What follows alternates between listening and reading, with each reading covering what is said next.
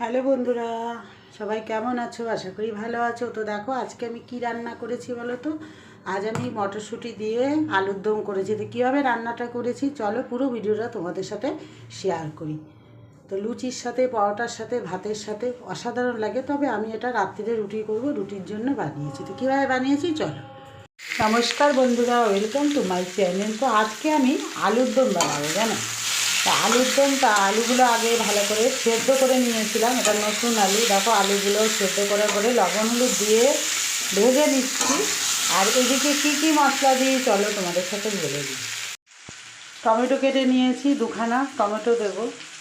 একটা পেঁয়াজ কুচি করে নিয়েছি, পেঁয়াজ কুচিটাও দিয়ে দেবো এই আলুর দমে। এটা হলো কড়াইশুঁটি, মানে মটরশুঁটি অনেক দিন ঘরে ছিল তাই জন্য এরকম হয়ে গেছে। মটরশুঁটিগুলোও দিয়ে দেবো।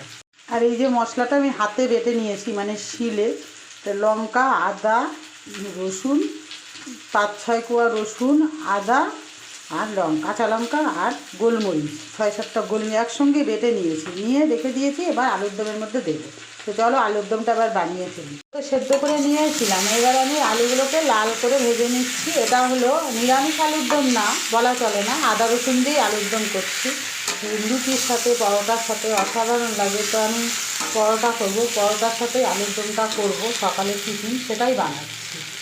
আলু সেদ্ধ করার পরে খোসা ছাড়িয়ে নিয়েছিলাম, তো তারপরে একটু লাল করে ভেজে নিলে আলুটা খুব ভালো হয়। আলু এমনি আলুর দমের মধ্যে না, এমনি আলুর দম দিয়ে মশলা দিয়ে করলে ভালো লাগে না, তার জন্য আলুগুলোকে আমি লাল করে ভেজে নিচ্ছি। এমনিতে আলু সেদ্ধ হয়ে গেছে, তাই একটু লাল করে ভেজে নিলে খুব ভালো হয়। তো দেখো আমার লাল করে ভাজা হয়ে গেছে, এবার আমি তুলে নেব। দেখো আলুগুলো আমি ভেজে নিয়েছি এইভাবে। তো এইবার আমি কড়াইয়ের মধ্যে একটু তেল দিয়ে দিয়েছি, এর মধ্যে গোটা গরম মশলা আর জিরে দিয়ে দেবো। পেঁয়াজটা কুচি করে রেখেছিলাম, এটা দিয়ে দেবো। পেঁয়াজটা নাও দেওয়া যায়, তবে আমি দিচ্ছি। একটু লাল করে ভেজে নেব।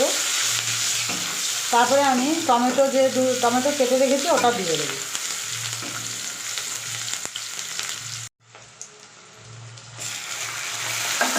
টমেটোটাকে এবার ফাটিয়ে নেব।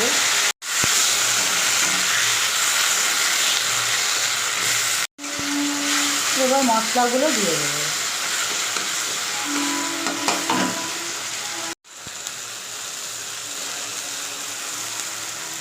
লবণ দেবো। তো লবণটা স্বাদ মতো দিতে হবে। আমি আগে একটু লবণ দিয়ে জন্য লবণের পরিমাণটা একটু কম দিলাম। হলুদ দিয়ে দেবো। এটা হলো আলুর দম মশলা, আমি মানে প্যাকেট পাউচ কিনেছিলাম, সেই আলুর দম মশলাটার মধ্যে দিয়ে দেবো। আর নাড়াচাড়া করবো একসঙ্গে, নিয়ে কষিয়ে নেব। নেওয়ার পরে মটরশুঁটিগুলো দিয়ে দেবো।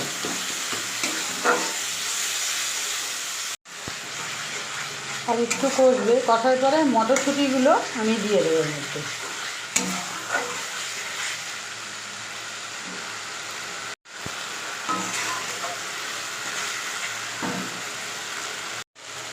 এবার একটু চিনি দিয়ে দেবো, কারণ একটু মিষ্টি না দিলে ভালো লাগবে না। কারণ আলুর দমে সবসময় একটু মিষ্টি দিতে হয়। আমি চিনির পরিমাণটা কমই দিলাম, একটু ঝাল ঝাল হবে। আমি গোলমরিচ দিয়েছি 6-7টা, তো এই জন্য একটু ঝাল ঝাল হবে। কাঁচা লঙ্কা বাটা দিয়েছি, আমি লঙ্কা পাউডারের মধ্যে দিইনি। মটরশুঁটিগুলো দিয়ে দিলাম। আর একটু মটরশুঁটি দিলে ভালো হতো, যেহেতু আমার মটরশুঁটি অল্প একটুই ছিল আমার কাছে, যা ছিল তাই দিয়েই করেছি। আর এই রান্নাটা হলো মটরশুঁটি দিয়ে আলুর দম। আমি আলুগুলো এবার দিয়ে দেবো।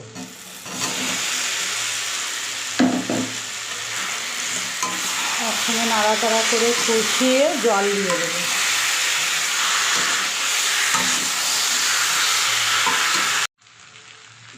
আলুর দমের মানে যেটা মশলা দিয়েছিলাম সব কষে গেছে, এবার আমি এর মধ্যে জল দিয়ে দেবো।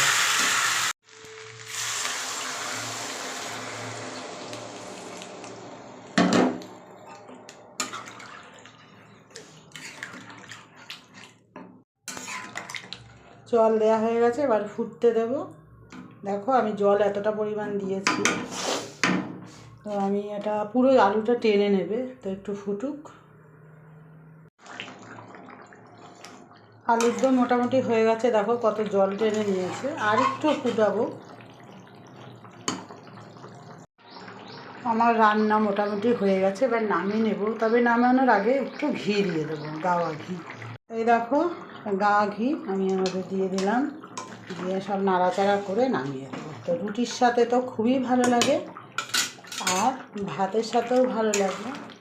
এটা আর কি আদা রসুন দিয়ে করলাম, সম্পূর্ণ নিরামিষ বলা যাবে না। তো কেমন হয়েছে বন্ধুরা আমার এই আলুর দমটা? সিম্পলভাবে করে দেখালাম, একদম সিম্পল রেসিপি। তো যারা যারা আমার ভিডিওটা দেখতে পাচ্ছ তারা কমেন্ট অবশ্যই বলো। আর আমার বন্ধুদের অনেক ধন্যবাদ আমার ভিডিও দেখে লাইক কমেন্ট করার জন্য। আর নতুন যারা তারা আমার চ্যানেলটিকে সাবস্ক্রাইব করে দিও। তো দেখা হবে আবার নেক্সট ভিডিওতে।